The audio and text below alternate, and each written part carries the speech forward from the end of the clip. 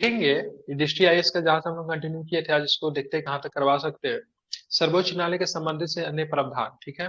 देखेंगे वर्तमान में सर्वोच्च न्यायालय में न्यायाधीशों की संख्या की बात करेंगे तो संशोधन अधिनियम 2008 के बाद कब किया गया संशोधन? लास्ट टाइम 2008 में संशोधन किया गया। सर्वोच्च न्यायालय में कितने न्यायाधीश है? कितने न्यायाधीश 34 है? है। अभी तो 34। वर्तमान में 34 कर दिया गया, लेकिन 2008 वाला में कितना था? 31 था, ठीक है। 7 अन्य न्यायाधीश, हम्म। ठीक है। मूल संविधान में 7 अन्य न्यायाधीश और एक मुख्य न्यायाधीश की व्यवस्था थी।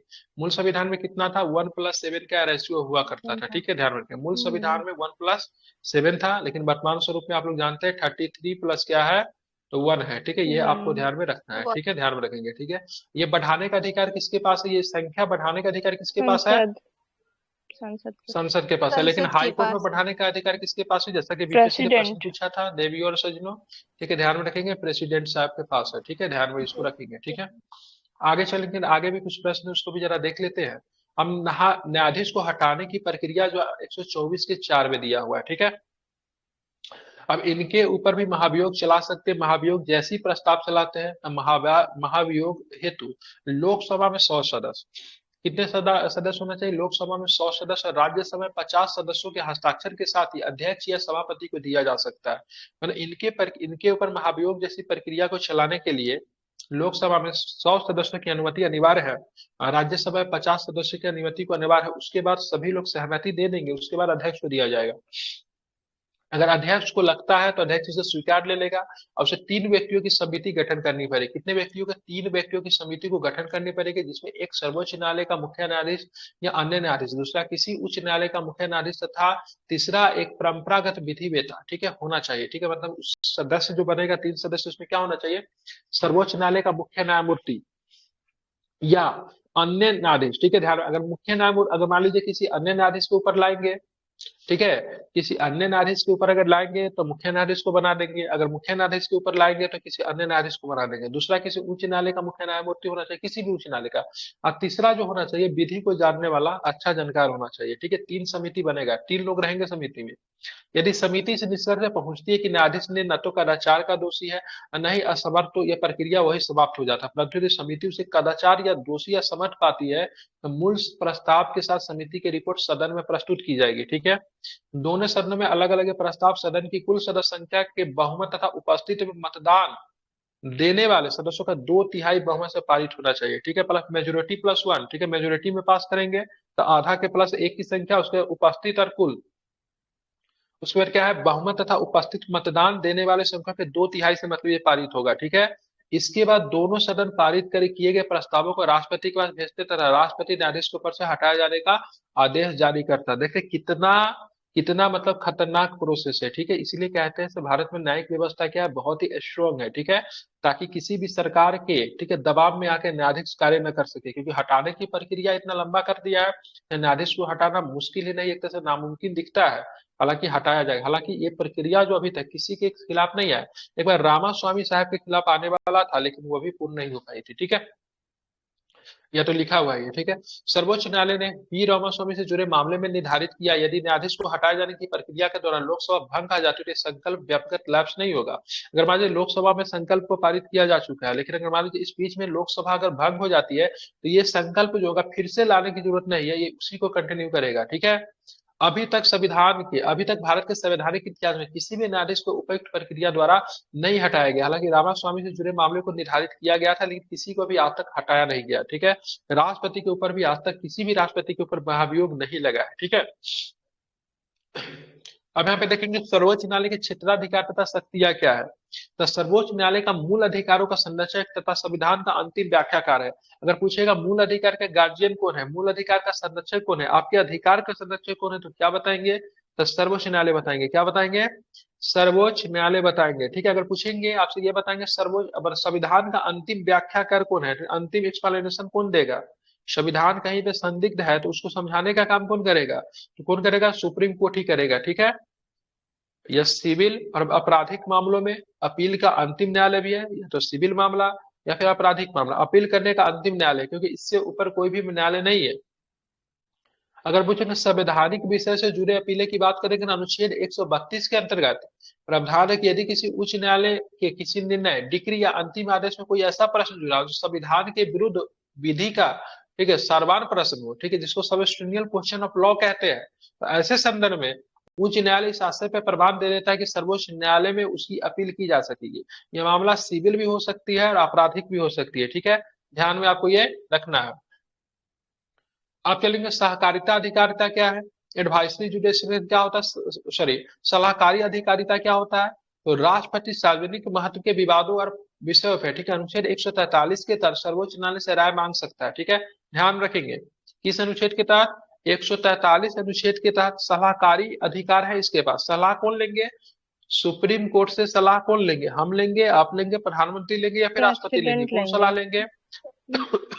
प्रेसिडेंट लेंगे, ठीक है, ये ध्यान में रखेंगे, ठीक है, ध्यान में रखेंगे। आर्टिकल्स बहुत महत्वपूर्ण है। 143 इसमें दो अनुच्छेद है। 143 के एक के तहत पूछे गए प्रश्न पर सर्वोच्च न्यायालय केरल शिक्षा अधिनियम 1958 में स्पष्ट किया था कि राष्ट्रपति को दी गई राय सम्मान के योग्य तो है किंतु बाध्यकारी नहीं है, ठीक है। अगर मान लीजिए यहाँ पे अगर राष्ट्रपति अगर किसी भी प्रकार का राय देता है तो राष्ट्रपति उसको सम्मान तो करेगा, लेकिन राष्ट्रपति के ऊपर ये बाध्यकारी नहीं है, ठीक है, राष्ट्रपति उस राय को मानने के लिए मतलब बाध्यकारी नहीं है, ठीक है। केरल शिक्षा अधिनियम 1958 के संदर्भ में ये चीजें कही गई थी, ठीक है। मतलब सुप्रीम कोर्ट के द्वारा जो मतलब जो राय जो दिया जाएगा राष्ट्रपति को मांगेंगे, उसके बाद ऐसा डायरेक्ट एडवाइस देते हुए नहीं चलेंगे। कुछ लोग देखिएगा बिना मतलब के एडवाइस देते रहते हैं, ठीक है, लेकिन यहाँ पे सुप्रीम कोर्ट डायरेक्ट एडवाइस नहीं देंगे, मांगने पर भी एडवाइस देंगे, ठीक है। और जो एडवाइस देंगे 141 के तहत, ठीक है, ध्यान में रखेंगे, लेकिन वो राष्ट्रपति पे बाध्यकार नहीं हो गया। उसका अनुच्छेद 143 का 2 क्या कहता है, 131 के परंतु से संबंधित के तहत राष्ट्रपति अभी तक एक भी प्रश्न नहीं पूछा गया है, ठीक है। हालांकि अनुच्छेद 142(2) के तहत अगर राष्ट्रपति उच्चतम न्यायालय से राय मांगता है तो राय देने के लिए संवैधानिक रूप से बाध्य है, ठीक है, ध्यान में रखेंगे। अगर राष्ट्रपति अगर राय मांगे, क्योंकि बहुत लोग गलत बताते हैं, ठीक है, अगर राष्ट्रपति अगर राय मांगे, ठीक है, एक दिन एक वीसी में कोई गलत बता रहा था, ठीक है, राष्ट्रपति अगर राय को मांगे तो सुप्रीम कोर्ट बाध्य है, ठीक है, देने के लिए, ठीक है, ध्यान में रखेंगे। सभी लोग कहते हैं बाध्य नहीं है, लेकिन बाध्य है, ठीक है। अगर राष्ट्रपति राय अगर मांगा तो सुप्रीम कोर्ट को देना ही पड़ेगा, लेकिन अगर सुप्रीम कोर्ट अगर दे दिया, ठीक है, सुप्रीम कोर्ट अगर दे दिया, ठीक है, ध्यान में रखेंगे, तो इस राय को मानने के लिए राष्ट्रपति क्या है, बाध्य सर नहीं यहाँ है, पे एक ठीक है, ध्यान डाउट में है। रखेंगे राष्ट्रपति। हाँ, यहाँ पे ना ऐसे दो केस है, मतलब कि बाध्य सुप्रीम कोर्ट बाध्यकारी है भी और नहीं भी, सुप्रीम कोर्ट मना भी कर सकता है। इसके दो केस हैं कि कब राष्ट्रपति अगर सलाह मांगे तो सुप्रीम कोर्ट मना भी कर सकता है। अच्छा, कौन सा ऐसा है। केस? अगर कोई पब्लिक इम्पोर्टेंस का क्वेश्चन अराइज होता है तो उस पे सुप्रीम कोर्ट मना कर सकता है, राष्ट्रपति को हम नहीं देंगे सलाह। और अगर वो ट्रीटी और एग्रीमेंट से रिलेटेड है तो फिर राष्ट्रपति उसको मतलब सुप्रीम कोर्ट पे वो बाइंडिंग है कि उसे देना ही पड़ेगा सलाह। ठीक है, देख लेंगे लक्ष्मीकांत क्या लिखता है, देख लेंगे, लेकिन फिलहाल ध्यान में रखें बाध्य नहीं, संवैधानिक रूप से बाध्य नहीं है, ठीक है। तो ये राष्ट्रपति का सलाहकारी शक्ति था, क्या था, सलाहकारी शक्तियां, ठीक है, राष्ट्रपति का नहीं, सॉरी सुप्रीम कोर्ट का। अब चलते हैं न्यायिक पुनरावलोकन, पावर ऑफ जुडिशियल रिव्यू। सर्वोच्च न्यायालय की न्यायिक पुनरावलोकन की शक्ति संविधान के मूल ढांचे का हिस्सा है, जिसे संसद किसी भी स्थिति में न तो कम कर सकती है न ही छीन सकती है। देखिए, मूल ढांचे का जो बात जब भी आ जाएगा ना, तो संसद वहां पे तोड़ मोड़ नहीं कर सकती है, ठीक है। अनुच्छेद 13, 32, 132 और 133 में ये शक्ति मतलब क्या होती है, निगमित होती है, ठीक है, ध्यान में रखें। किस किस में, 13 में, ठीक है, 32 में, 132 में, 133 में न्यायिक पुनरावलोकन की शक्ति। वैसे न्यायिक पुनरावलोकन के लिए कौन सा है, ठीक है, ध्यान में रखेंगे, 137 आर्टिकल है, ठीक है, ध्यान में रखेंगे, ठीक है, 137, ठीक है। ये शक्ति किस किस में दिखी जाएगी, न्यायिक पुनरावलोकन की शक्ति 13 में है, 32 में है, 132 में भी है, 33 में। लेकिन अन्य शक्ति और अधिकार की बात करेंगे तो यहाँ पे ध्यान में जिन शक्तियों, ठीक है, जिन याचिकाओं के तहत सर्वोच्च न्यायालय ने अपने निर्णय को पुनरावलोकन, ठीक है, मतलब फैसला तो दे दिया है वो, ठीक है, फैसला तो दे दिया है, ठीक है, लेकिन 137 आर्टिकल के तहत अपने फैसला को फिर से मतलब रिव्यू कर सकते हैं, ठीक है, मतलब अपने फैसला को मतलब क्या कर सकते हैं, पलट सकते हैं, ठीक है। ऐसी याचिका निर्णय 30 दिनों के भीतर दायर की जा सकती है, ठीक है, कितने दिन के भीतर, 30 दिन के भीतर, ठीक है। और पूछेंगे अन्य शक्तियां की बात करेंगे, पूर्ण विचार याचिका, ठीक है, पुनरावलोकन की शक्ति है सुप्रीम कोर्ट के पास किस आर्टिकल के तहत, तो क्या बताएंगे, 137। बिल्कुल 137। अब यहाँ पे देखेंगे उपचारात्मक याचिका या फिर दोषाहारी याचिका, ठीक है, का प्रयोग वहां किया जा सकता है जहां पुनर्विचार याचिका भी खारिज की गई है, किंतु पीड़ित दक्ष किसी अति गंभीर आधार पर उपचार का निवेदन करता है, तो ऐसे कंडीशन में, ठीक है, दोषाहारी याचिका पारित होती है। सर्वोच्च न्यायालय द्वारा घोषित विधि का सभी न्यायालयों में आबद्धकारी होगा, ठीक है, अनुच्छेद 141। सर्वोच्च न्यायालय अगर किसी भी प्रकार का कोई विधि का घोषित करता है तो सभी न्यायालय के लिए मतलब मान्य होगा। कौन सा आर्टिकल्स में कहता है? आर्टिकल्स कौन सा है? तो 141, ठीक है। पूर्ण न्याय करने की शक्ति की बात करेंगे, सर्वोच्च न्यायालय ऐसी डिग्री आदेश दे सकेगा जो उसके समझ किसी वाद या विषय में पूर्ण न्याय भी सुधारात्मक याचिका करने के लिए आवश्यक हो, जो कि 142 में है। आपसे पूछता है एग्जाम, ये वाला प्रश्न पूछता है, ठीक है, 139 के क वाला, ठीक है। मामलों का हस्तांतरण करने की शक्ति 139 के कम, यह अनुच्छेद 42 संविधान द्वारा शामिल किया गया है, ठीक है। तो सुप्रीम कोर्ट से संबंधित एक आर्टिकल्स है 139 के का, इसमें क्या है, मामलों का हस्तांतरण करने की शक्ति है, ठीक है। ये 42वां संविधान संशोधन के तहत संविधान में शामिल किया गया था।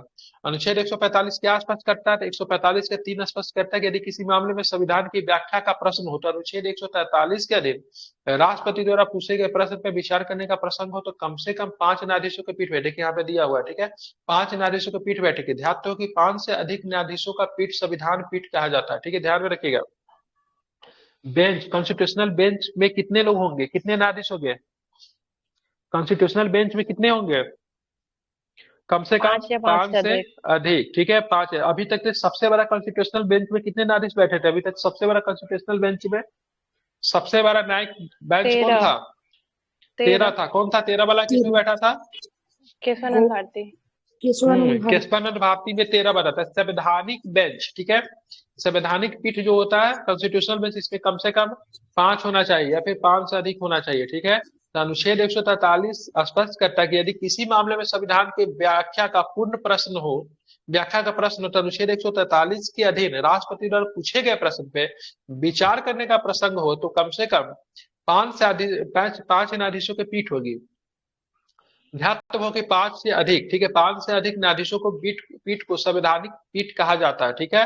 संविधान की व्याख्या की शक्ति सर्वोच्च न्यायालय के पास संविधान की व्याख्या का अंतिम रूप से अधिकार है, जो उसे मुख्यतः 13, 132, 133 पे प्राप्त होता है। कहीं पे संविधान नहीं समझ में आ रहा, सस्पिशियस है, ठीक है, संविधान में बहुत ऐसे प्रावधान है जिसने हमने क्लियर नहीं किया, तो वैसे कंडीशन में संविधान की अंतिम व्याख्या की शक्ति किसके पास होगी? किसके पास होगी? ध्यान में रखेंगे तो क्या, सुप्रीम कोर्ट के पास होगी। निर्वाचन विवाद से जुड़ी शक्ति भी इनके पास है, ठीक है। राष्ट्रपति तथा उपराष्ट्रपति के निर्वाचन संबंध में कोई विवाद उत्पन्न हो जाए तो उसका निपटाना का तर्क सिर्फ सर्वोच्च न्यायालय के पास ही है, ठीक है, ध्यान में रखेंगे, दूसरा कोई नहीं। ऐसा नहीं कि मान लीजिएगा चुनाव आयोग, सर्वोच्च न्यायालय के न्यायाधीशों के लिए नियम कि वे सेनावृत्ति के बाद भारत के किसी भी न्यायालय के अधिकरण में वकालत नहीं कर सकते, ठीक है, वकालत नहीं कर सकता, नहीं तो किसी सर्वोच्च न्यायालय में, नहीं तो किसी ट्रिब्यूनल में।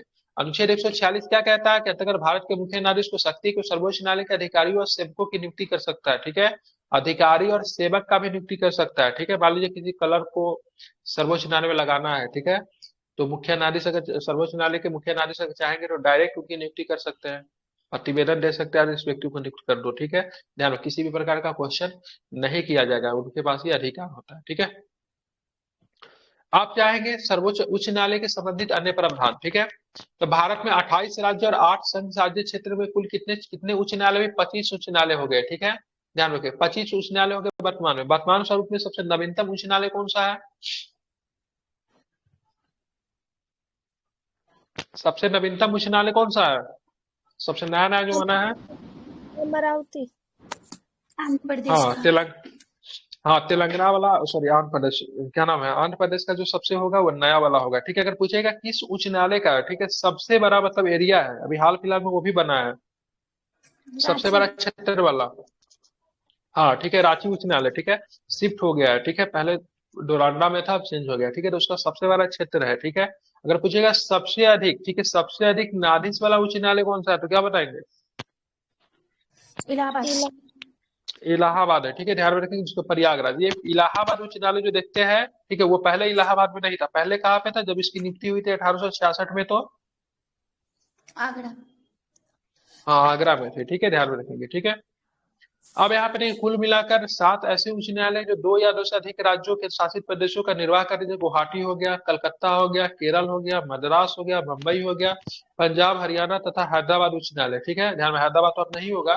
ठीक है, तो ऐसा देख लीजिएगा, लेकिन अब तो अलग अलग हो गया, अभी 6 ही होगा। ठीक है, गुवाहाटी की बात करें, कलकत्ता, केरल, मद्रास, मुंबई, पंजाब और हरियाणा। ठीक है, ध्यान में रखेंगे। संशोधन की बात करें, संशोधित अनुच्छेद 231 द्वारा संसद 2 या 2 से अधिक राज्यों के लिए एक उच्च न्यायालय का गठन कर सकती है। 2 या 2 से अधिक उच्च न्यायालय के लिए क्या होगा?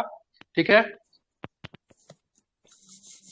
ध्यान में रखिएगा, क्या होगा तो एक मतलब क्या होगा, उच्च न्यायालय होगा। ये अधिकार किसके पास है? संसद के पास है, 231 में। ठीक है, और साथ ही चाहे वो तो किसी संघ राज्य क्षेत्र को भी, ठीक है, उसमें जोड़ सकता है। ठीक है, ध्यान में रखेंगे। जहां तक संघ राज्य क्षेत्रों का सवाल है, दिल्ली अकेला ऐसा क्षेत्र है जिसमें अपना स्वतंत्र उच्च न्यायालय भी है। ठीक है, मतलब दिल्ली के पास अपना स्वतंत्र उच्च न्यायालय भी है, दिल्ली में सुप्रीम कोर्ट भी है। और दिल्ली में तो आप लोग जानते हैं आपको क्या है, तो दिल्ली में आपको डिस्ट्रिक्ट कोर्ट भी तो आपको मिलेगा ही। ठीक है, जम्मू कश्मीर अब में यहाँ पे भी पी है। है। हाँ, तो अब बन गया है, बिल्कुल अब बन गया है। ठीक है, अब यहाँ पे देखिए PIL। ठीक है, PIL का फुल फॉर्म क्या होता है? प्रश्न इंपॉर्टेंट है, बता दीजिए क्या होता है PIL का फुल फॉर्म? पब्लिक इंटरेस्ट, और ये आप लोग इसको पब्लिक इंटरेस्ट लिटिगेशन। ठीक है, ध्यान में, PIL इसको क्या, लोक हितवादी जनहित याचिका कहते हैं। यहाँ से प्रश्न आते हैं, कैसे प्रश्न आते हैं? एक ऐसी याचिका जिसके माध्यम से पीड़ित व्यक्ति, कोई अन्य व्यक्ति या संस्था पीड़ित हो तो न्यायालय के समक्ष प्रश्न उठाता है। जनहित याचिका इस प्रणाली के भारत के पूर्व में प्रचलित। ठीक है, लोकस स्टैंडी, केवल प्रभावित व्यक्ति न्याय पाने का अधिकार है तो अपील कर सकता है।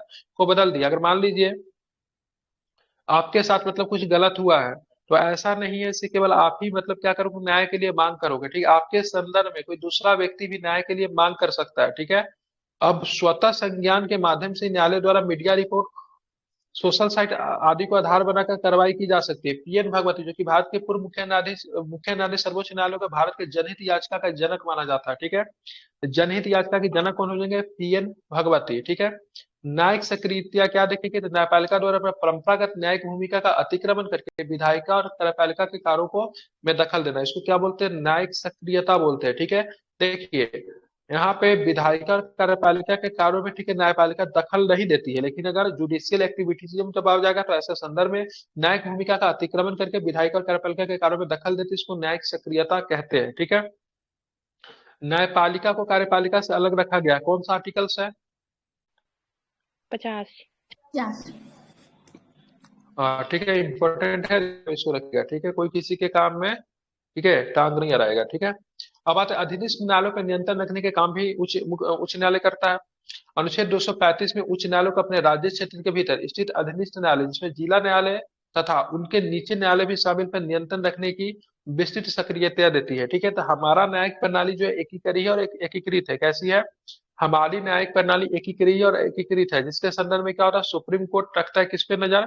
हाई कोर्ट पे। हाई कोर्ट मतलब डिस्ट्रिक्ट कोर्ट पे, डिस्ट्रिक्ट कोर्ट से भी नीचे होता है। ठीक है, इस तरीके से सारा न्यायालय एक दूसरे पे अपना पकड़ बना के रखता है, इसीलिए भारतीय न्यायिक प्रणाली एकीकृत और क्या है, एकहरी है। ठीक एकहरी है, है। लेकिन हमारे यहाँ न्यायपालिका कार्यपालिका को अलग अलग किया गया है। ठीक है, सब कुछ एक दूसरे से अलग है, लेकिन ध्यान में रखिएगा, न्यायपालिका कार्यपालिका से अलग है, लेकिन न्यायपालिका न्यायपालिका से अलग नहीं है। ठीक है, इन शक्तियों में न्यायाधीशों की नियुक्ति की सिफारिश करना, उनके स्थानांतरण, पदोन्नति, निलंबन का आदेश देना है, उनकी वरिष्ठता कम करके या अनिवार्य सेवानिवृत्ति की सिफारिश कर देने जैसी शक्तियां भी क्या है, तो शामिल है।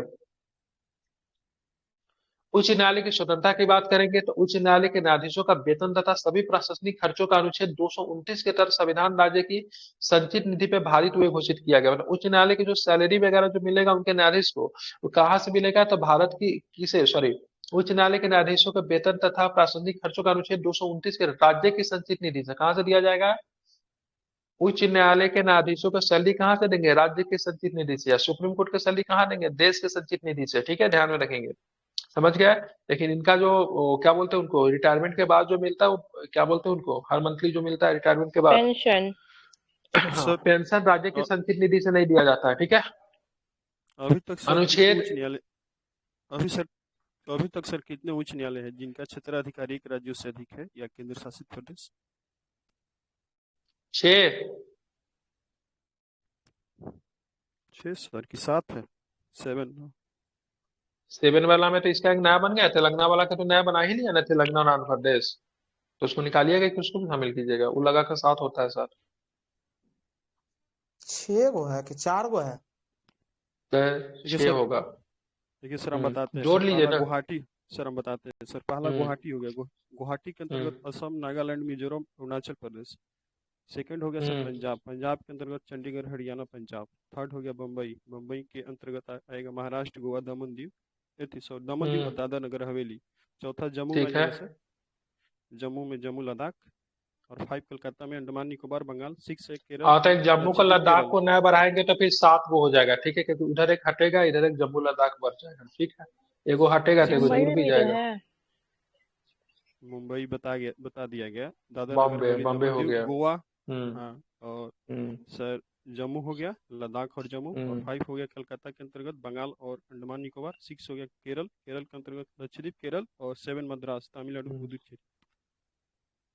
हाँ ठीक है, तो आपने किसको हटाया? आपने हटाया तेलंगाना को हटाया, ठीक है, हैदराबाद वाला को हटाया, उसके जगह पे जम्मू का शामिल किया।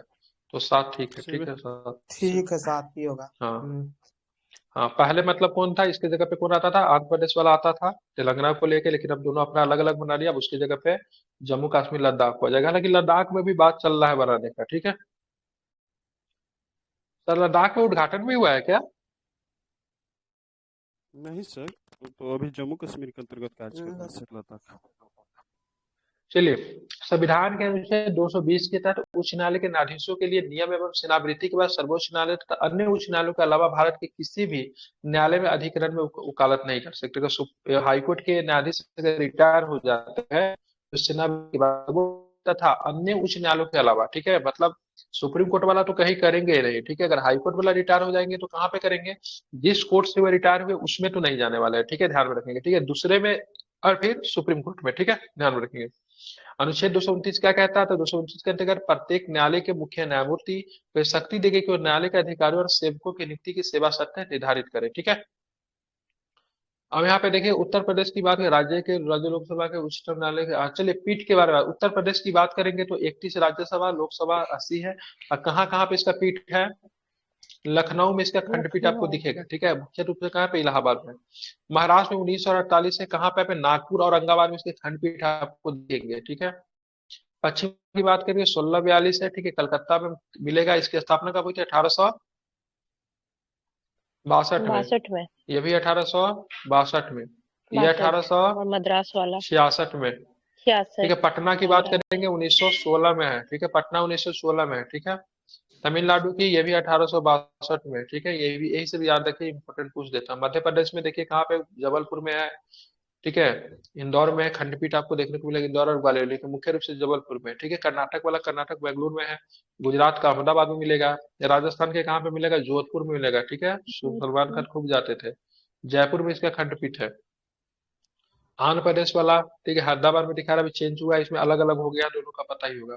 उड़ीसा वाला कहाँ पे दिखेगा? कटक में आपको दिखेगा, ठीक है। केरल का कहाँ पे दिखेगा? तो एर्नाकुलम में दिखेगा।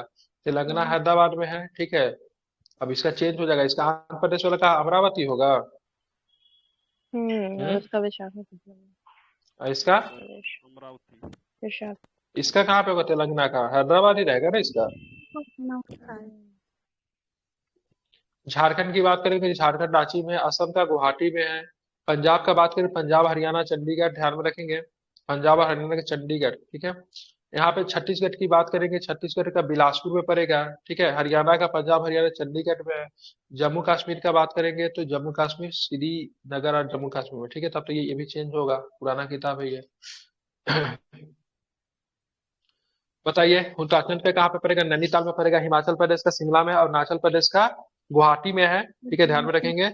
ईटानगर में सर खंडपीठ है, ठीक मेरे है। बुक से गोवा तो का बात करेंगे मेरे मेरे बुक से तो सर डाटा आपका 50% मैच ही कर रहा है, बाकी तो आउट है सर। हाँ ये पुराना हो गया ना, तो ये सब चेंज हो जाता है ना। ठीक है, रहने देते हैं इसको, नया वाला किताब लेके आएंगे तो बताएंगे, ठीक है। अंडमान निकोबार का कोलकाता में पड़ता है, चंडीगढ़ का पंजाब हरियाणा में ही है, दादरा नगर हवेली बम्बई में पड़ेगा, दमन दीव बम्बई में पड़ेगा, दिल्ली का तो दिल्ली में ही है, लक्षद्वीप का केरल में पड़ेगा, पुडुचेरी का मद्रास में पड़ेगा, ठीक है। इनका याद रखिएगा क्योंकि इनका हाईकोर्ट का कहाँ पे पड़ता है ये आपको ध्यान में रख सकते हैं। अब आते हैं अधीनस्थ न्यायालय से सबऑर्डिनेट कोर्ट कहते हैं, ठीक है। उच्च न्यायालय के नीचे के, ठीक है, सोपान क्रम पे स्थित सभी न्यायालय को निम्नतर न्यायालय पे अधीनस्थ न्यायालय कहा जाता है। संविधान के भाग 6 के माध्यम अध्याय 6 का शीर्षक अधीनस्थ न्यायालय की, इसके अंतर्गत 233 से लेकर 237 तक का आर्टिकल जो है, क्योंकि उच्च न्यायालय से नीचे का आर्टिकल है जो कि अधीनस्थ न्यायालय कहा जाता है, 233 से लेके 237 तक। अब आते हैं अधिकरण, जिसको ट्रिब्यूनल कहते हैं, ठीक है। ये भी एक न्यायिक न्यायालय ही होता है, ठीक है। अधिकरण या फिर न्यायाधिकरण न्यायालयों से मिलते जुलते निकाय होते हैं जो कि न्याय निर्णय करते हैं, ठीक है। सामान्यतः अधिकरण किसी विशेष विभाग से जुड़ी शिकायतों, अर्धन्यायिक विवाद, क्वासी जुडिशियल डिस्प्यूट का समाधान करने के लिए बनाए जाते हैं। सभी न्यायालय अधिकरण होते हैं क्योंकि उनके पास अधिकरणों के प्राप्त शक्तियां होती, किंतु सभी अधिकरण जो होते हैं न्यायालय नहीं हो सकते। क्या न्यायालय में अधिकरण में आप जाके किसी क्राइम का मामला लेके नहीं जा सकते, ठीक है। लेकिन किसी न्यायालय में आप अधिकरण से कोई रिलेटेड मामले को लेकर जा सकते हैं, इसीलिए कहते हैं तो सभी न्यायालय जो होता है अधिकरण तो हो सकता है, लेकिन सभी अधिकरण न्यायालय नहीं हो सकता है, ठीक है। अब यहाँ पे देखेंगे संवैधानिक प्रावधान की बात करेंगे, तो मूल संविधान के अधिकरणों से संबंधित कोई प्रावधान नहीं था। मूल संविधान में अधिकरण से संबंधित कोई प्रावधान नहीं था, तो संविधान में आया से कहा, तो मिनी कॉन्स्टिट्यूशन भाई 42वें संविधान संशोधन 1976 के द्वारा संविधान में अधिकरण नाम का एक नया अध्याय जोड़ा गया। कौन सा अध्याय जोड़ा गया, क्या नाम है इसका? 14A। 14 का क को शामिल किया गया, जिसमें अनुच्छेद 223 के क 223 का ख शामिल किए गए, ठीक है। ध्यान में रखें, अधिकरण से संबंधित कौन सा है? 223 के क, और क्या होगा 223 का मतलब क्या होगा, ख को शामिल किया गया, याद रखेंगे, ठीक है। तथा संबंध प्रशासनिक अधिकरणों का ट्रिब्यूनल से है, जबकि 223 का ख का संबंध अन्य विषयों का संबंधित से है, ठीक है। ध्यान रखना, अधिकरण किसमें? 223 के ख और 223 के क में, ठीक है। कब जोड़ा गया? तो 42वें संविधान संशोधन, ठीक है, 1976 के द्वारा संविधान में शामिल किया गया, मूल संविधान का हिस्सा नहीं था। अब यहाँ पे देखें, 323 न्यायपालिका है में ना? नवाचार, गलती लिख दिया क्या मैं? अच्छा 323, सॉरी, ठीक है 323, ठीक है। चलिए बात करें न्यायपालिका में नवाचार, लोक अदालत, ठीक है। लोक अदालत देखेंगे यहाँ पे क्या है, तो इसका अर्थ होता है लोगों का न्यायालय। ये एक ऐसा मंच है जहां विवादों को आपसी सहमति या दोनों पक्षों से समझौता कराकर उसे डिक्री घोषित कर दिया जाता है। इसे सिविल अदालत या फिर मान्यता, इसे मान्यता प्राप्त है, लेकिन समन्वय प्रवृत्ति के आपराधिक मामले का भी, ठीक है, निराकरण किया जा सकता है। इसकी अध्यक्षता एक न्यायिक न्यायाधीशों की पूर्व प्राय सेनावृत्त तथा या कोई कोर्ट फीस नहीं होती है, ठीक है। यहाँ कोई कोर्ट फीस नहीं होती। लोक अदालत द्वारा दिया गया प्रत्येक न्याय निर्णय अंतिम होगा। अनुच्छेद 226 के तहत भी उच्च न्यायालय में इसके फैसले के खिलाफ अपील की जा सकती है, ठीक है। तो ध्यान में रखिए, लोक अदालत जो होता है, जहाँ पे मुख्यतः क्या किया जाता है, दोनों में आपसी समझौता कर दिया जाता है, लेकिन क्या? अपील नहीं की जा सकती है। हाँ, तो अपील नहीं की जा सकती है, मतलब 226 के तहत इस पे अपील नहीं कर सकते हैं। 226 में क्या है? 226 में क्या है? रिट है, रिट। रीट है, ठीक है, हाई कोर्ट का रीट है, ठीक है। तो लोक अदालत अगर कोई फैसला दे देगा तो उसमें आप अपील नहीं कर सकते, ठीक है, ध्यान में रखेंगे। परिवार न्यायालय 1984 क्या था? तो राज्य सरकार द्वारा उच्च न्यायालयों को सलाह देकर 10 लाख से अधिक आबादी वाले शहरों में पारिवारिक विवाद, जैसे तलाक हो गया, पारिवारिक झगड़ों, नाबालिग बच्चे के संरक्षण के निपटान के लिए इसकी स्थापना की जा सकती है, ठीक है। तो परिवार कल्याण के लिए, ठीक है, पारिवारिक न्यायालय की स्थापना की कब बात की गई? तो 1984 में। अब ग्राम न्यायालय के कॉन्सेप्ट आता है, तो 2 अक्टूबर 2009 से कार्यरत ग्राम न्यायालयों के प्रत्येक 2 वर्षों तक अधिकतम सजा एवं अन्य सिविल मामलों का निपटारा होगा। ग्राम न्यायालय में प्रथम श्रेणी मजिस्ट्रेट स्तर के न्यायाधीश की नियुक्ति राज्य सरकार के उच्च न्यायालय के परामर्श से करती है, ठीक है। इसके और मोबाइल कोर्ट भी आया निकल के, ये कलाम साहब ने दिया हुआ, इससे प्रश्न पूछा था 65वीं बीपीएससी में, शायद पूछा था 65वीं या 66वीं बीपीएससी में, ठीक है। क्या था? तो मोबाइल कोर्ट एक वाहन के भीतर कार्य करता है, वाहन के भीतर न्याय का आवश्यक ढांचा उपलब्ध होगा, इसे पहियों पर न्याय, ठीक है, जस्टिस ऑन व्हील्स भी कहा जाता है। वर्ष 2007 में, ठीक है, मेवात हरियाणा में प्रथम मोबाइल कोर्ट की स्थापना की गई। इसकी अवधारणा पूर्व राष्ट्रपति, ठीक है, एपीजे अब्दुल कलाम ने के द्वारा दिया गया था, ठीक है। उसके बाद बहुत ज्यादा आप देखते होंगे अभी मामले में रहता फास्ट ट्रैक कोर्ट। क्या था? 11वें वित्त आयोग की सिफारिश पे लंबित मामलों पे, विशेषतः आपराधिक मामलों से लंबित मामलों की तेजी से निपटाने के लिए इनका गठन किया जाता फास्ट ट्रैक कोर्ट का, ठीक है। ध्यान में इसको रखेंगे, ठीक है। आप चलेंगे फास्ट ट्रैक कोर्ट, देखिएगा बहुत बलात्कार वगैरह का बहुत सारा मामला जो रहता है, या फिर बहुत आपराधिक मामला है, क्रिमिनल से जुड़ा मामला है, क्रिमिनल मामला है, तो ऐसे कंडीशन में फास्ट ट्रैक कोर्ट में जल्दी जल्दी से उसको निपटाते हैं, बहुत ही जल्दी जल्दी से न्यायिक फैसला दे दिया जाता है, ठीक है। अब यहाँ पे देखेंगे ई अदालत तथा आपसी अदालत, आभासी अदालत क्या होता है? तो ई अदालत की अवधारणा अत्यंत व्यापक है, इसमें लगभग 40 तकनीकी सेवाएं शामिल किया गया है, जिसमें वीडियो कॉन्फ्रेंसिंग द्वारा न्याय, ठीक है, न्याय, दूरस्थ न्याय, ठीक है, एवं अन्य सेवाएं भी शामिल होती है, ठीक है, वीडियो कॉन्फ्रेंसिंग के माध्यम से। उपभोक्ता अदालत क्या है? तो ध्यान में रखेंगे, इसका शिकायत, उपभोक्ता की शिकायतों और विवादों का निपटारा करना, इसके शोषण को रोकना है, ठीक है। उपभोक्ता संरक्षण दिवस कब मनाते हैं भारत में? 23 दिसंबर को। ठीक है, 23 दिसंबर को। वर्ल्ड वाला कब मनता है? 15 मार्च। 15 मार्च को। उपभोक्ता संरक्षण की घोषणा करने वाला पहला देश की बात करेंगे तो यूएसए है, उपभोक्ता संरक्षण अधिकार। अब यहाँ पर हरित अधिकरण की बात करें, जिसको एनजीटी कहते हैं, नेशनल ग्रीन ट्रिब्यूनल, राष्ट्रीय हरित अधिकरण, इसकी स्थापना 2010 के द्वारा पर्यावरण से जुड़ी समस्याओं का निराकार हेतु गठन किया गया। इसका मुख्यालय कहाँ पे? नई दिल्ली में है। भोपाल, पुणे और कलकत्ता और चेन्नई में सहयोगात्मक पीठ है, इंपॉर्टेंट है ये। भोपाल में, पुणे में, कोलकाता में, चेन्नई में, मतलब सहयोगात्मक इसका पीठ है, ये आपको ध्यान में रखिएगा, ठीक है। इंपॉर्टेंट है, प्रश्न यहाँ से पूछे जाते हैं। दलील सौदेबाजी, प्ली बार्गेनिंग, ठीक है। दलील सौदेबाजी के तहत किसी आपराधिक मामले का अभियुक्त इस शर्त पर अपना अपराध कबूल कर लेता है कि उसने निर्धारित से कम सजा दी जाएगी, ठीक है। यह समझौता बचाव पक्ष आयोजित पक्ष के बीच में होता है, ठीक है। मतलब कोई नहीं बोलते तुम अपना अपराध को स्वीकार कर लो, ठीक है। अगर स्वीकार कर ले तो क्या होगा? तो तुमको मतलब क्या होगा? कम सजा का मतलब प्रावधान किया जाएगा, ठीक है। ध्यान में रहता है, ठीक है। तो ऐसे कंडीशन में ये सारी चीजें की जाती है, इसको आपको ध्यान में रखना है, ठीक है। नहीं, नहीं मतलब जुर्म कबूल कर लो या फिर तुम क्या करो, तो तुम मतलब सरकारी गवाह बन जाओ, ठीक है। ऐसे कंडीशन में कम सजा दिया जाएगा, ठीक है। अब चलेंगे आज का सबसे इम्पोर्टेंट टॉपिक, पंचायती राज को आज खत्म करेंगे। पंचायती राज से किसी भी एग्जाम में, किसी राह पे, किसी मोड़ पे, ठीक है, एक न एक क्वेश्चन तो हर एग्जाम में पूछा ही जाता है, तो बहुत ज्यादा इंपॉर्टेंट रहेगा। तो क्या पंचायती राज शुरू कर दे कि भूख लग गई है? छोड़ो करो। ठीक है, अगर भूख लग गई है तो माइक तो बंद ही है, जाके खाना खाइए, कोई दिक्कत नहीं है, लेकिन सुनते रहिए, ठीक है। पंचायती राज, पंचायती राज की बात करें तो भारत में किस प्रकार का, ठीक है, सरकार का उदाहरण है? केंद्रीयकरण का उदाहरण है कि विकेंद्रीयकरण का उदाहरण है? विकेंद्रीकरण। क्या चीज का?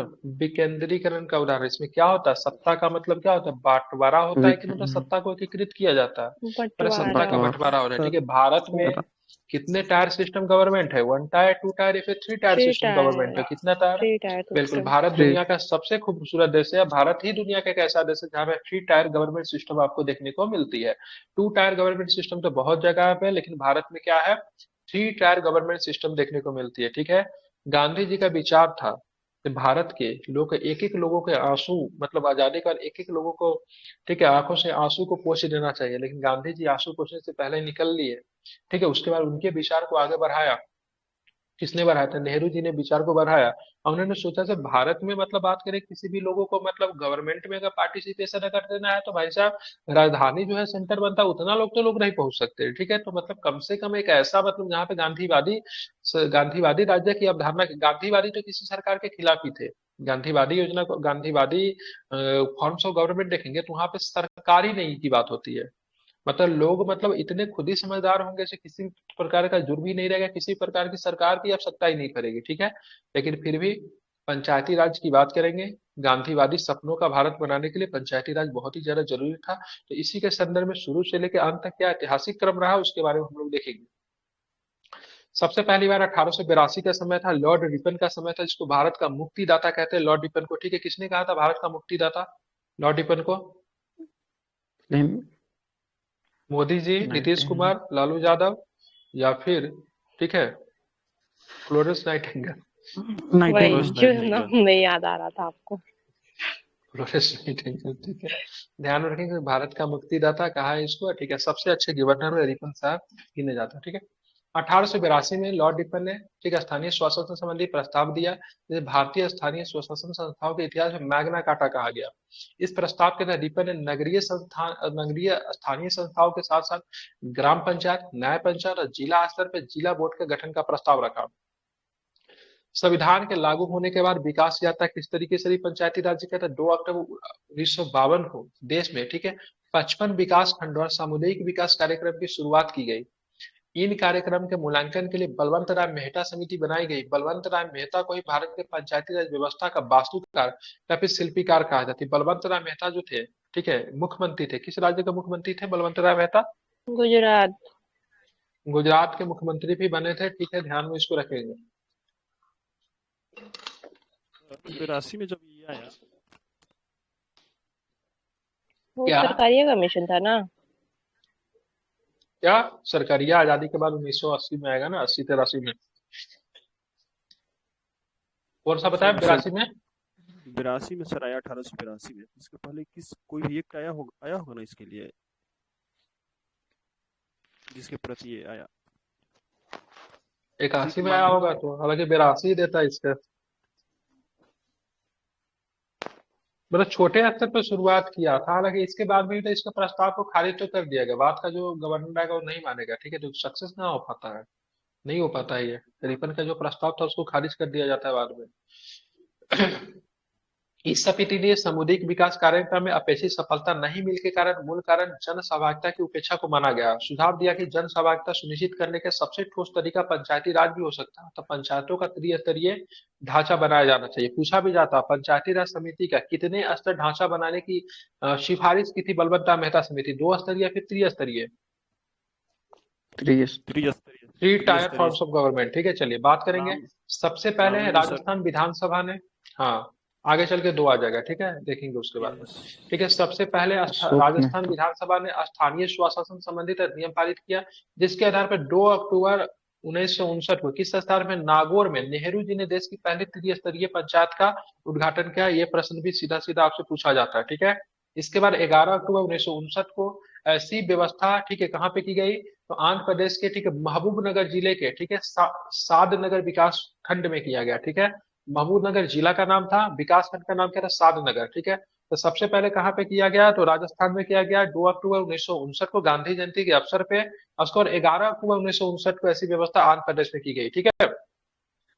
अब पंचायती राज से संबंधित मतलब कुछ समिति जो बनी उसके बारे में हम लोग बात कर लेते हैं। तो सबसे पहले तो बलवंत राम मेहता समिति जानते ही थे, पहला ही था।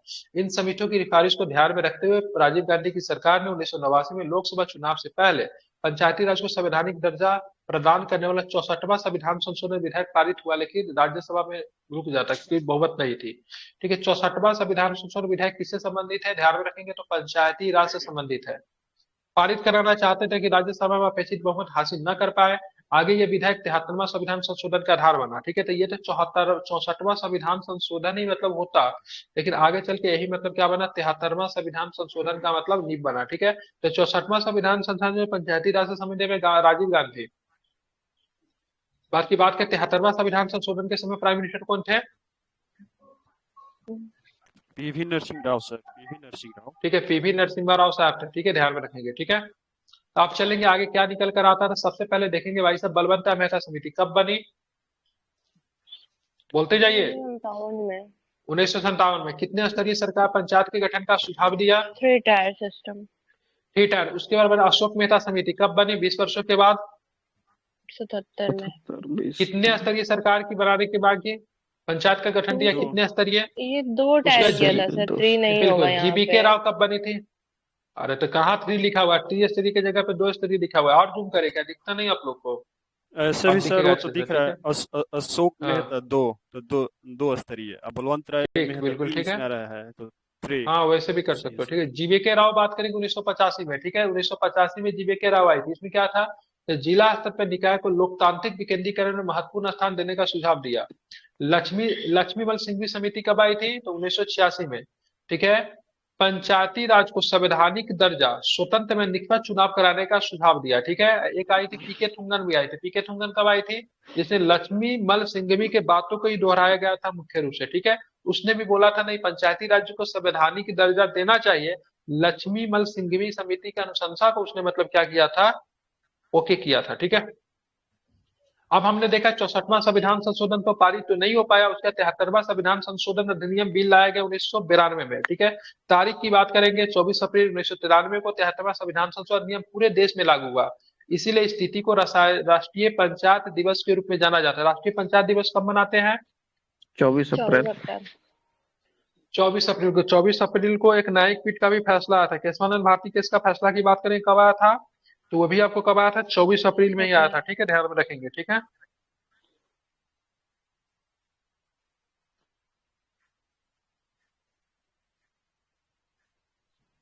ठीक है, ध्यान में रखेंगे, ठीक है। चलिए, तो यहाँ पे आपको ये सारी चीजें आपको ध्यान में रखना है, ठीक है। इसके तहत संविधान के भाग 9 को पुनः जोड़ा गया, जिसके तहत मूल संविधान में एकमात्र अनुच्छेद जो 243 था, ठीक है, भाग 9 का शीर्षक है पंचायत तंत्र तथा इसके अनुच्छेद 243 के कहां से कहां तक है, ए से लेके ओ तक है। कहां से है? ए से लेके ओ तक है, ठीक है, ध्यान में रखेंगे, ठीक है।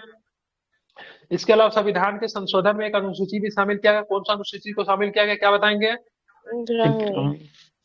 बिल्कुल, कौन सा अनुसूची को शामिल किया गया, ठीक है, कितने अनुसूची को? तो 11वीं अनुसूची को शामिल किया गया, ठीक है। इसमें पंचायत के लिए निर्दिष्ट सब्जेक्ट कितने रखे? कितने सब्जेक्ट? 29। बिल्कुल 29 सब्जेक्ट को रखा गया, ठीक है। पंचायती राज की सूची के विषय संघ सूची, संवर्ती सूची या फिर राज्य सूची का विषय, तो क्या बताएंगे?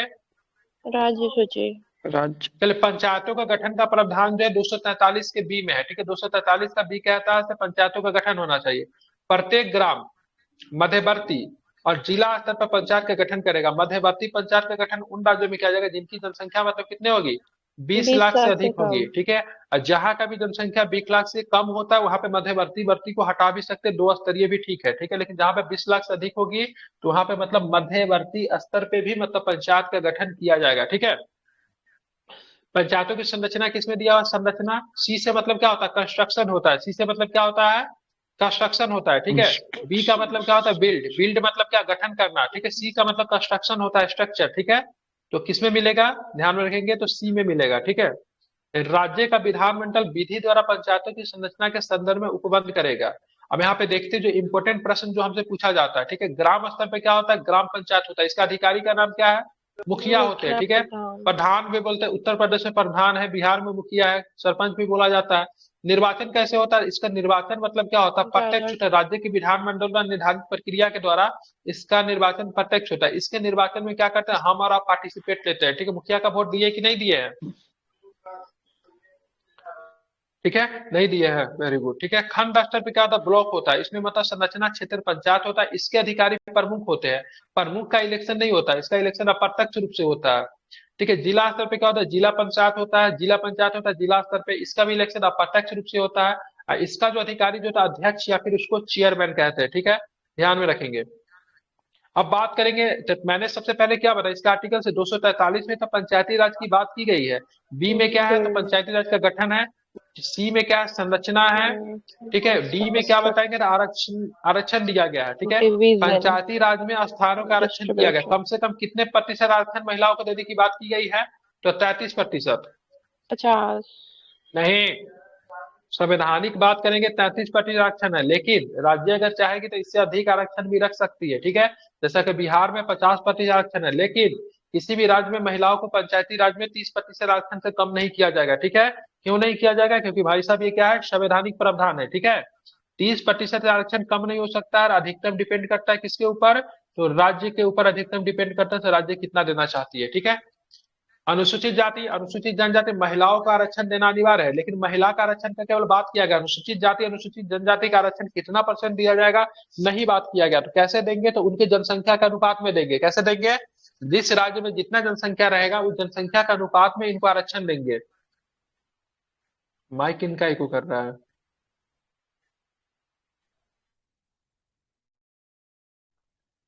ठीक है, ध्यान में रखना है। तो यहाँ पे महिलाओं का आरक्षण की तो बात की गई, लेकिन अनुसूचित जाति, अनुसूचित जनजाति का आरक्षण की बात नहीं की गई है, ठीक है। मतलब कितना दिया जाएगा वो बात नहीं किया गया। देखेंगे, पिछड़े वर्गों का आरक्षण का फैसला राज्य विधानमंडल स्वयं विवेक पे करेगा। महिलाओं के लिए प्रत्येक क्षेत्र में कम से कम 1/3 स्थान, वही 33% आरक्षित है। राज्य विधानमंडल चाहे तो इस संख्या को बढ़ा सकती है, लेकिन कम नहीं कर सकती। जो बात मैंने आपको बताया, भाई साहब कम नहीं कर सकते हो, लेकिन आप क्या चाहो तो बढ़ा सकते हो। लेकिन 33% ज्यादा होगा, लेकिन 33 पर 1/3 कहना ज्यादा उचित होगा, उससे कम नहीं होगा। अब बात करें अनुसूचित जनजाति, अनुसूचित जाति के प्रत्येक पंचायत में, क्षेत्र में उनकी जनसंख्या के अनुपात में स्थान आरक्षित किए जाएंगे, ठीक है। प्रतिशत की बात नहीं किया गया है, क्योंकि क्या कहीं पे जनसंख्या होगा, कहीं पे नहीं होगा। तो जितना जनसंख्या रहेगा उस रेशियो में उनको मतलब क्या करेंगे, उनको आरक्षण देंगे। उपयुक्त तरह आरक्षणों पर चक्रानुक्रम पद्धति से आवंटित किए जाएंगे। अनुसूचित जाति तथा अनुसूचित जनजाति में किए गए आरक्षणों के स्थान में कम से कम 1/3 स्थान उसी वर्ग की महिलाओं के लिए आरक्षित किए जाएंगे। अब बात करेंगे, मान लीजिए सपोज दैट मैंने आपसे बोला सर मतलब इसका तो आरक्षण का कोई प्रावधान तो नहीं है, लेकिन अगर मान लीजिए किसी राज्य में 200 अनुसूचित जनजाति की जनसंख्या है, तो 200 जनसंख्या है तो राज्य की जनसंख्या में निकालेंगे इसका रेशियो कितना। अगर मान लीजिए राज्य की जनसंख्या में इसका 1% रेशियो है, जिसमें से मान लीजिए 2 गो अगर आता है, ठीक है, मतलब मान लीजिए 2 गो तो कम हो गया, 3 गो आएगा, ठीक है, मान लीजिए 300 है तो 300 का 1% कितना आएगा, 3 गो आया, ठीक है, तो 3 गो इसका सदस्य तो होना चाहिए। लेकिन इसमें से पूछेंगे क्या इसमें से महिलाओं का आरक्षण मिलेगी, तो अनुसूचित जनजाति के अंदर से महिलाओं का आरक्षण मिलेगी, जो कि कितना होगा, 33% होगा, ठीक है, तो कम से कम एगो मतलब इसका महिला भी चुन कर आना चाहिए।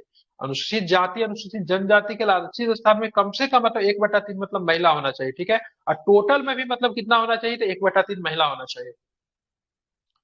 आरक्षण देने की उपयुक्त व्यवस्था ग्राम तथा अन्य स्तर के लिए भी की जा सकती है। पदों के आरक्षण के संदर्भ में राज्य की कुल जनसंख्या को आधार बनाया जाएगा, जो कि स्थानों के आरक्षण के संदर्भ में पंचायत तत्व में कुल जनसंख्या के आधार को बनाया जाएगा। अब यहाँ पे ध्यान रखिए, आरक्षण देने के उपयुक्त अवधारणा सॉरी व्यवस्था ग्राम स्तर तथा अन्य स्तर के लिए की जाएगी। अब पद के आरक्षण के लिए राज्य का कुल जनसंख्या, ठीक है, जबकि स्थान के आरक्षण के लिए पंचायत का कुल जनसंख्या को आधार बनाया जाएगा। ये इंपॉर्टेंट है, ध्यान में रखेंगे। सबसे महत्वपूर्ण आर्टिकल जो है ई और आई से पूछता है, तो इसको भी देख लीजिए। 243 के ई में क्या है, तो प्रत्येक पंचायत यदि किसी विधि के अधीन कार्यकाल से पूर्व, ठीक है, विघटित नहीं की जाती है, तो प्रत्येक अधिवेशन के लिए नियत तारीख से, ठीक है, 5 वर्ष तक की बैठेगी, ठीक है। इसमें प्रश्न पूछा जाता है से पंचायतों का, ठीक है, पंचायतों का जो समय काल जो होगा, अवधि जो होगा, ठीक है, 5 साल का होता है, ठीक है, लेकिन किस तारीख से होता है, शपथ लेने के 5 तारीख से, या फिर उसको प्रथम बैठक से, ठीक है, उसके प्रथम अधिवेशन के लिए, ठीक है, प्रथम अधिवेशन जिस दिन भी होगा उस दिन से 5 तारीख तक बनी रहेगी। विघटन अगर हो जाती है तो ऐसे कंडीशन में 6 महीने के भीतर मतलब क्या होगा, चुनाव को करवा लिया जाएगा, ठीक है, ध्यान में रखेंगे। तो टेन्यूर किस में दिया हुआ है, टेन्यूर की बात करेंगे तो ई में क्या है, टेन्यूर है, ठीक है, ध्यान में रखेंगे, इंपोर्टेंट आर्टिकल सही है, ठीक है। राज्य वित्त आयोग, ठीक है, राज्य वित्त आयोग, आई से क्या होगा, इनकम, ठीक है, पंचायत के लिए फंड की बात करेंगे, आई पर क्या होता है, इनकम होता है, ठीक है, तो ध्यान रखें 243 के आई में इनकम की बात कही गई, क्या है इसमें, तो प्रत्येक राज्य का राज्यपाल प्रति 5 वर्ष में, ठीक है, राज्य वित्त आयोग का गठन करेगा, ठीक है। सेंट्रल में वित्त आयोग राष्ट्रपति गठन करते हैं, ठीक है, वो भी 5 वर्षों के लिए होता है, ठीक है। ये जो होगा कौन करेगा, तो राज्य में राज्यपाल करेंगे, जो पंचायतों की वित्तीय स्थिति की समीक्षा करेगा। इसके द्वारा सौंपी गई रिपोर्ट राज्यपाल क्या करता है, राज्यपाल राज्य विधानमंडल में रखवाता है। वैसे भी वित्त आयोग की रिपोर्ट को भी रखना पड़ता है ना संसद के पटल पे, लेकिन यहाँ पे राज्यपाल जो होगा राज्य विधानमंडल में रखवाएगा। राज्य निर्वाचन आयोग का अनुच्छेद 243 का के क्या कहता है, 243 का देखिए, राज्य निर्वाचन आयोग 243 का के में है, ठीक है, इसका काम क्या होता है, तो पंचायतों को चुनाव करना। तो राज्य निर्वाचन आयोग जो होती है केवल पंचायतों का चुनाव करवाती है। इसे निर्वाचन आयोग किसका चुनाव कराएगी, राष्ट्रपति के चुनाव करवाएगी, राष्ट्रपति के चुनाव करवाएगी, उपराष्ट्रपति के चुनाव करवाएगी, ठीक है, विधानमंडल का चुनाव करवाएगी, विधानमंडल कहना गलत होगा, ठीक है, विधानसभा का चुनाव करवाएगी, ठीक है, और मतलब लोकसभा का चुनाव करवाएगी, राज्यसभा का भी चुनाव करवाएगी। सारा की जिम्मेवारी किसका होता है, तो चुनाव आयोग का होता है। देखिए, राज्य चुनाव आयोग केवल पंचायत का चुनाव करवाती है, ठीक है। पंचायतों के लिए कराए गए सभी निर्वाचन का संचालन, ठीक है, अध्यक्षन राज्य निर्वाचन आयोग करेगा। इसमें एक राज्य निर्वाचन आयुक्त भी होंगे, जो कि राज्यपाल के द्वारा मतलब क्या होता है, नियुक्त होता है, ठीक है। और राज्य निर्वाचन आयुक्त को वही सारे संवैधानिक शक्ति प्राप्त है जो कि मतलब सेंटर वाले को है, ठीक है। राज्य निर्वाचन आयोग को हटाने की प्रक्रिया क्या होगा, तो उच्च न्यायालय के किसी न्यायाधीश को जैसे हटाएंगे उसी प्रकार से इनको भी हटाएंगे, ठीक है। अब पंचायत में वोट डालने के लिए, पंचायत चुनाव लड़ने के लिए आपकी न्यूनतम आयु कितनी होनी चाहिए, 21 वर्ष होना चाहिए, ठीक है, 25 वर्ष नहीं 21 वर्ष होना चाहिए, ठीक है। वोट डालने के लिए तो पता ही है 18 साल होना चाहिए भारत में किसी प्रकार के मतदान जो कि अप्रत्यक्ष तरीके से होती है, उसमें आपको वोट डालने के लिए आपकी उम्र कितनी होनी चाहिए, कितनी होनी चाहिए, ठीक है, ध्यान रखें 18 वर्ष होनी चाहिए, ठीक है। जबकि अगर मैं बात करूं, ठीक है, वोट में खड़ा होने के लिए उम्र कितनी होनी चाहिए, 21 वर्ष होनी चाहिए, ठीक है। अब आते हैं, ठीक है, इसका आर्टिकल्स याद करते हैं, हमारे लिए आर्टिकल्स बहुत ज्यादा इंपॉर्टेंट होता है। पंचायत की परिभाषा देखिए, किसी भी महत्वपूर्ण आर्टिकल का जो पहला आर्टिकल जो होता है उसका परिभाषा होता है। जैसे आर्टिकल 12 क्या करता है, मौलिक अधिकार में राज्यों को डिफाइन करता है। आर्टिकल 36 क्या करता है, ठीक है, डीपीएसपी के अंतर्गत राज्यों को डिफाइन करता है। उसी तरह आर्टिकल 243 क्या है, परिभाषा है। 243 के ए में क्या है, ग्राम सभा है, ठीक है, एडमिनिस्ट्रेशन, ठीक है, ग्राम सभा का एडमिनिस्ट्रेशन 243 के ए में। एफ में क्या है, सदस्यों सदस्यता के लिए निहरताएं, ठीक है। जी में क्या है, तो जी में बात करेंगे पंचायत की शक्तियां है, प्राधिकरण उत्तरदायित्व है। एच में क्या है, तो पंचायतों के द्वारा अध्यारोपित करने की शक्ति और उनकी निधि की बात करेंगे, एच में है, ठीक है, ध्यान में रखेंगे, ये याद कर लीजिएगा, इंपोर्टेंट आर्टिकल है बीपीएससी के लिए। 243 के जे में क्या है, तो पंचायतों के लिए लेखाओं का संरक्षा है, ठीक है। एल में क्या है, संघ राज्य क्षेत्र को लागू होना है। एम में क्या, इस भाग में कतिपय क्षेत्रों पर लागू न होना, ये सब इंपॉर्टेंट नहीं, ऊपर का जो आर्टिकल था ना वही इंपॉर्टेंट था। एन में क्या है, विधिमान विधियों पर पंचायतों का बने रहना। ओ में क्या है, निर्वाचन संबंधी मामलों में न्यायालयों का हस्तक्षेप का वर्णन, ये इंपॉर्टेंट है। लास्ट वाला आर्टिकल्स है, तो कहां से कहां तक आर्टिकल्स आपको दिखेगा, ए से लेके कि कहां तक, ओ तक। ठीक है। टोटल कितने आर्टिकल्स है, तो 15 है। कितने हैं, 15 है, ठीक है, ध्यान में रखेंगे। अब पंचायती राज में विषय की संख्या कितनी है, 29। 29 विषय है, ठीक है, 29 विषय है, ठीक है। तो नगर पालिकाएं भी पढ़ा दे कि रहने दे, सर रहने दीजिए। रहने दे। कल पढ़ाएंगे। तो आज क्या करें, 2 बजे से इसी को पढ़ा दे, जल्दी जल्दी इसको खत्म करते, पॉलिटी बहुत दिन से हो रहा है। हाँ हाँ। ठीक है, तो चलिए 2 बजे से मतलब इसी को कंटिन्यू करेंगे। आज नगर पालिका का टॉपिक जो है उसको देख लेंगे, उसके बाद 2 बजे से और क्या देखेंगे, नगर पालिका पूरा खत्म करेंगे, ठीक है। 12 बजे कहाँ से तक खत्म, सर, नहीं नहीं 12 टाइम से बजे। भी नहीं होता है, जब सर टाइम फिर में टाइम जो वही रहेगा, ठीक है। 2 ही बजे ठीक है सर। सर संघ की राज्य भाषा तक कंप्लीट करेंगे, हाँ। फिर ज्योग्राफी नहीं होगा जो स्टार्ट किए थे 1 लाख